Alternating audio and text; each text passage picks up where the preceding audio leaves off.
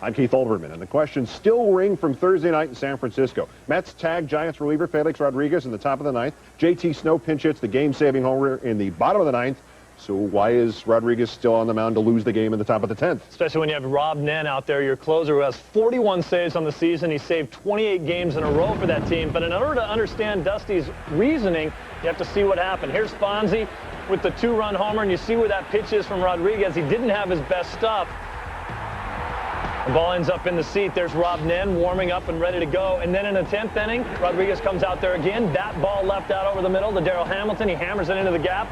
Nice hustle double here by Hamilton. Puts himself in scoring position. Watch the next pitch to Jay Payton. Out over the middle of the plate. Very hittable again. You wonder where was Rob Nen as you see Hamilton coming around to score, which eventually would be the winning run. Now, Dusty said he didn't want to use another double switch. He was afraid of what he had left on his roster. And you know what? There is no other manager in the game today that could have managed this team into the situation they're in right now. So it's tough to question Dusty Baker. But if I have Rob Nen in that situation, I got to use him. Or somebody besides Rodriguez after what he didn't show. Who's also done a tremendous job. He just didn't have his stuff. Have it there. All right, whatever the Mets do today or the rest of the year, they'll do it without Derek Bell. The right fielder who sprained his ankle in Game 1 is out for the year. Giants starter Sean Estes, who sprained his in Game 2, is out for the series. And in Boston, it's not the manager who's out, nor the general manager, but the owners. John Harrington, who's run the club for the Yawkey Trust since 1994, put the Red Sox up for sale yesterday. Expected price tag up to $360 million. This could be trouble. The last time the franchise changed hands, it wound up in court for 3 years. The time before that, out of the same class of '86, Andres Galarraga was 37 before he even saw the league championship series and then had to surmount cancer to get another chance. The man who shares first base with the Big Cat may have had it worse. In Wally Joyner's magical rookie season, he was hurt, but his Angels were a strike away from the World Series when Dave Henderson happened. It would finally be a Wally World Series 12 years later. Of course, that was a sweep, and he was the victim of it as a Padre. Jay Surhoff of the Braves reached the bigs a year after Galarraga and Joyner.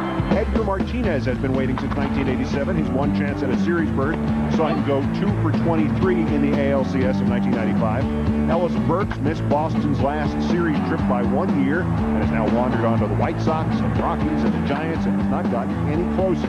The Mets' Todd Zeile is now in the same boat, only it seems to have been the Flying Dutchman. 8 teams in 6 seasons and not a drop of champagne to drink. It would be a first for Mike Piazza, drafted by the Dodgers in 1988, the year they last won the Classic. But most poignant are the guys who really just missed. John Franco suffered with the Reds from 1984 through 1989 and was then dealt to the Mets for 1990, the year Cincinnati swept Oakland in the series. His now teammate Mike Bordick was on the Oakland squad that year, a rookie who pinch ran 3 times and missed the A's last series crown by 1 season. And there's Doug Jones of the A's, who began the 1982 season as a rookie in the Milwaukee bullpen. The Brewers went to the World Series that year. Jones went back to the minors. Finally, there is Jeff Kent. On the 27th of August, in his rookie year of 1992, the Toronto Blue Jays traded him to the then lowly Mets. 2 months later, his ex-teammates won the whole can of cheese whiz. The next year, 93, the Jays did it again. Kent and the Mets finished with the worst record in the game. And that wasn't the last time it happened to Kent. He was traded by the Giants in November, to the Giants in November of 96 by the Indians, who, of course, went to the World Series the next fall. Bobby Valentine, of course, somewhat facially expressive during these games, but focus a camera on Dusty Baker, and you'll see that in this department, he is the king of managerial emotions. The Giants, winners of the National League's Western Division, take the field, leading this series 1-0. And a line drive center field base hit. 2 runs will score.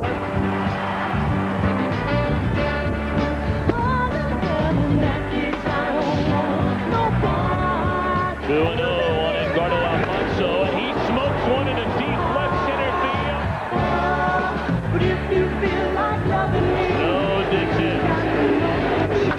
High fly ball in a deep right field, swirling back to the wall.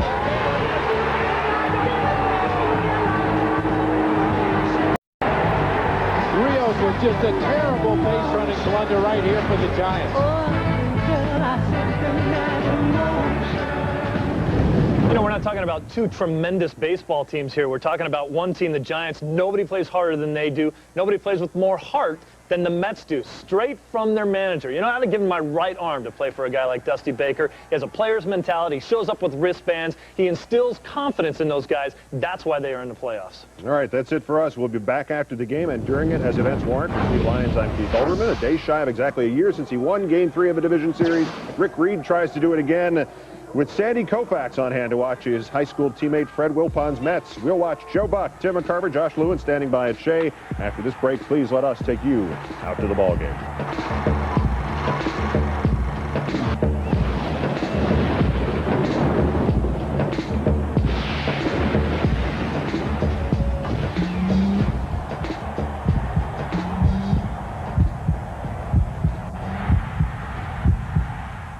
You're watching the National League Division Series on Fox, the home of NASCAR.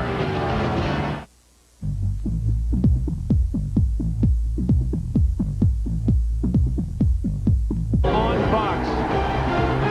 This crowd is ready to go as we welcome you to the broadcast booth.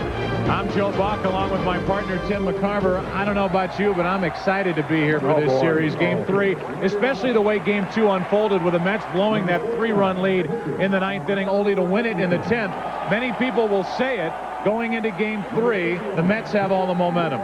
I think in the best 3 out of 5 series, Joe, that there is momentum within a game. The Mets proved that in Game 2. Between games, not a lot of momentum. Take the Oakland Athletics. Who could have gone into the postseason any better off than the Athletics? They win Game 1 against the Yankees, who had been playing miserably for 3 weeks. Then the Yankees come back and win 2 in a row, and Oakland's fighting for their collective lives tonight in the Bronx. Well, who's going to be fighting it on the mound today for these two clubs? Really a study in opposites when you look at the two starters, Russ Ortiz and Rick Reed, with regard to their control. Ortiz walked 125 batters last year, and this year, second highest in the National League, walks per 9 innings pitched. Reed is a control type pitcher, and we'll talk more about him as this game wears on. Dusty Baker gives us the scouting report.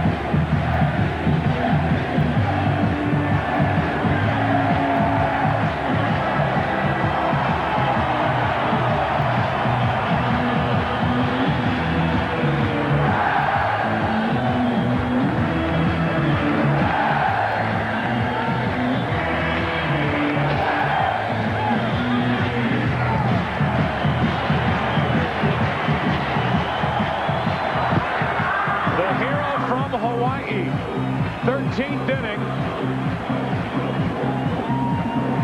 Makes the Shea Stadium crowd erupt and gives the Mets a 3-2 victory.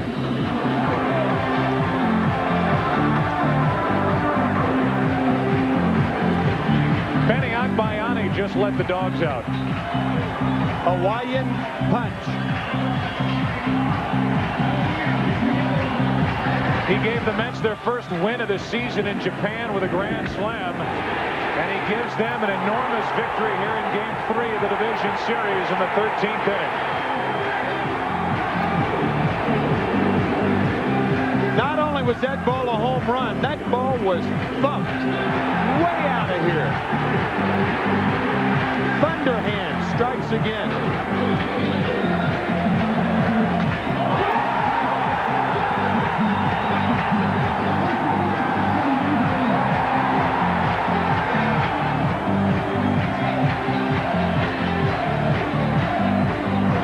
Well, somewhere in that mass of humanity is Josh Lewin. Josh, if you can hear me, it's all yours. Well, it's easy to find the winner, Benny. You know, we had to regroup after that other inning we had our opportunities to close the doors, but we didn't. And And, right there, we had to do it.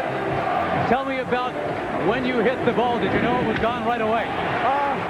Yeah, once I hit it, I knew it was pretty gone because the wind is blowing out there pretty hard. How about these fans, Fiver? Won the first Mets win of the year with a grand slam, and he wins Game 3 with a 13th inning homer. Back to Keith. All right, Joe, and we can add Benny Bye-Bye Agbayani's name to the list of Met immortals who have won postseason action with home runs. Len Dykstra, one of them, of course. Todd Pratt, Robin Ventura. Here's the setup for tomorrow. The Yankees win. We bring you to be the key. Chance to eat. When the Mets Game 3, it was light out. Some people hadn't even finished lunch. When all was said and done, nightcaps were the call, with last call. Some 5 hours, 22 minutes after the game's first pitch, and eerily, the new millennium is looking a lot like the last one, with some incredible drama out Shea Way. But this little critter knows, battle far from over, combat gear at the ready for Game 5 Sunday. As for today, San Fran drew first blood, already up 1-0 when Marvin Bernard singles home another. 2-0 Giants. All quiet on the Western Front till the Mets threaten in the 6th. Call up Timo Perez. Opposite field, 2-1 Giants. A double play later, the Mets' threat was over. But the Mets weren't. Bottom of 8, Fonzie beats Rob Nen, the ace. Lenny Harris scores. We're even at 2, and the fellas, well, they were pumped. 9th inning, go-ahead run on base for the Giants when John Franco faces Barry Bonds. Got him, wins again. Yeah, fans like it. Johnny pumped. We're going to extra frames with a pen foul of Johnny's lead. Benitez superb. Rick White just as impressive. And the offense was in position. And stepping up in the 13th, Benny Agbayani and that doggle hunt. Mets win 3-2. Benny the man this night, a man that at season start wasn't even assured a roster spot with the Amazings. I live on the island, and I was the lone survivor, still here, and the only thing I didn't get was probably the $1 million. And we're feeding off each other, and you got a Hall of Famer, you got one of the best closers in the game right now in Benitez. Cookie's one of the nastiest lefties, and so on down the road. It's just a great feeling to go out there and hit a home run in the big dance, in the playoffs. The big dance. Well, if and when the Mets advance, they now know they will not be facing their nemesis. You got it, Tim. The Chop Boys are gone today. The Braves swept clean by the Cardinals, and woof, woof, woof. Yeah, who let the cards out? And Jim Edmonds, the man the Yanks courted this offseason as a free agent, was the man this day. His 5th inning homer, a 2-run shot, breaks a 1-all tie. No MVP in this series, but if it were, Edmonds would be the man. A little hug there from Mac. Braves are MIA from the NLCS for the first time since 1990. Break out the Moe, final 7-1 Cardinals.